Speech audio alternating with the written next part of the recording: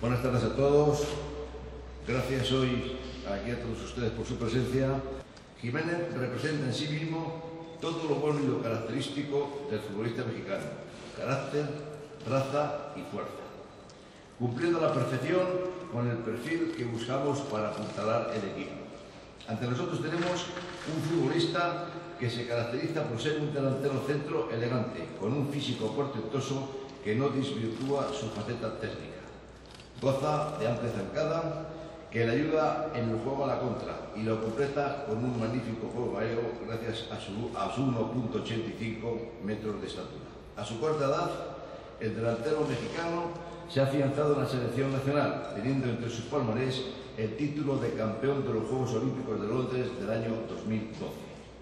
De los 4 goles que ha anotado en 23 partidos con la elástica tricolor, destaca el que marcó gracias a su perfecta chilena en el partido clave de clasificación para el Mundial de Brasil 2014. Con su contratación, el Club Atlético de Madrid cuenta con otro internacional en su plantilla y un importante refuerzo para la delantera, formada por jugadores de calidad ya contrastada como Mandzukic o Griezmann. Los jugadores mexicanos siempre han ocupado un lugar especial en esta casa. Algunos de los compatriotas, como Hugo Sánchez, Lugo y García, siempre han dejado una gran huella en nuestro club. Y queremos también, Raúl, que tú seas historia en nuestro club.